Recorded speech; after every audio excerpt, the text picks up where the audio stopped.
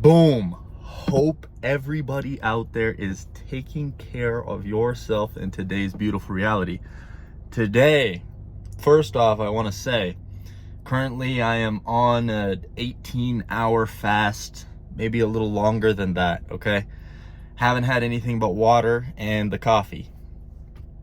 Wanted to let you guys know on semen retention, especially if you need to go into a place where you are clicking on all cylinders. I used to use this trick in college a couple years ago, fasting when I needed to be dialed in for tests or things along those lines, okay? Use that if you're on semen retention. It doesn't work for everyone, apparently, but for me, fasting prior to needing to be dialed in, coupled with semen retention, you're a different being, okay? So anyway, topic at hand. That was a quick disclaimer. Topic at hand, guys. Relating this to karma, and I want to share a personal story with myself, kind of my longest relationship that I was in. This was 6 years ago, before I had even known semen retention, before I had any concept of any of these spiritual journey concepts, anything like that, okay? I was basically a walking zombie, which is fine. I was just experiencing things and things were happening. I wanted to share the story of my longest relationship because I felt that, first off, I see a lot of people in semen retention communities using this practice to attract a woman. And I want to let you guys know that that is perfectly okay and that is perfectly beautiful. A lot of these semen retention YouTubers or spiritual journey people talk about the succubus and the demon entity that women come into your life and steal your energy, okay? You have to use your intuition when meeting people, especially women, to know if they're right for you, because a lot of times they'll give themselves away, all right? So just remember that.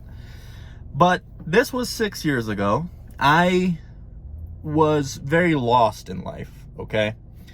And I'm not going to make this too long, but I'm tying all of this in later on in the video, so stay tuned until the end of the video to hear more about people in your life coming into your life for a specific reason, because we are all God's actors in this grand play. God is using those people to have karma experienced through each other. Basically, people come into your life to give you experiences that you are supposed to experience, whether bad or good. So, as I said, I was a walking zombie. I had no concept of any of these spiritual journey concepts. This girl came into my life and we met at work, okay? And she opened my eyes to much of this spiritual journey things. Not necessarily by her telling me them, but by the way she was acting, by the person she was, and the way I was and was responding to her. Keep in mind that all of your relationships and all of the people in your life are playing a role. You are responding vibrationally to them, and they are responding vibrationally to you. Without them telling you anything, they're teaching you things in your day-to-day life. And I want to let you know that love and relationships and getting into a relationship with a woman will teach you the most about yourself. And I see this common theme with people in today's world who they get into a relationship, they find a person, everything's great for a while, okay? Honeymoon vibes, they're having a great time together. Shit starts to hit the fan, things start to go wrong, they start to fight, okay? Problems arise, and these things don't last. after the relationship ends, I'm noticing this theme so often in today's world. People are so quick to hate that person.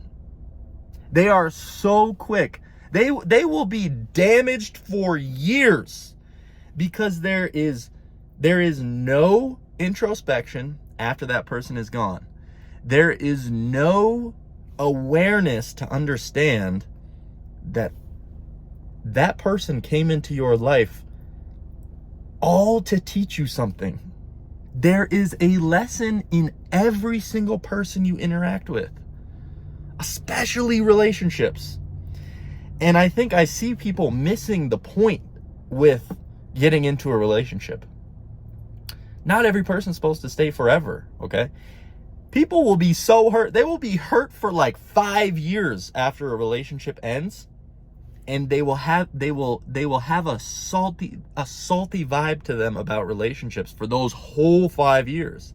And they will never heal. The karma and the lesson is coming here to heal yourself. Really, that's the truth. And of course, some people have different lessons and journeys and healing processes to undergo, right? Your journey does not look anything like mine. But what I'm here to tell you is that these karmic lessons are coming to you in the form of another person. You might not be aware that that person is coming into your life to teach you that lesson, to learn. And this matrix, this world, is working in a cyclical motion. You don't learn the lesson and another person is going to show up and try and teach you again.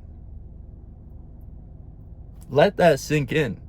Because I think I see this happening in people's lives. Okay? They hop into a relationship. They have some unresolved healing to undergo. Whether I see jealousy, I see anger, I see lust, I see so many things. Not saying I'm perfect and I'm like, oh, I have all of my problems solved. I don't have any of those issues. What I am saying is that when you bring an awareness to your future relationships, and this could be friends too, you bring this awareness that karma is trying to come and teach you something through this person. God is using this person to make you react in a specific way. When you bring that awareness to the next relationship, you'd be surprised how easy it is to be the observer rather than this human body just reacting off impulses and, oh, well, she's going and hanging out with this other dude and I'm like losing my mind. I'm so anxious and I'm like so jealous right now, whatever it is. Okay. All of a sudden she does something and you're super angry. All of a sudden you're super lustful just because, for no reason. When you bring this awareness into your relationships, you're the observer. You notice the lessons being placed on you. It's a platter from the universe saying, we know this healing needs to happen. Here's this person. Boom. They're activating something inside of you that will bring a response out of you. Okay? And ultimately, I attribute my longest relationship, and that I talked about briefly earlier, to completely opening my eyes and literally giving me a spiritual awakening.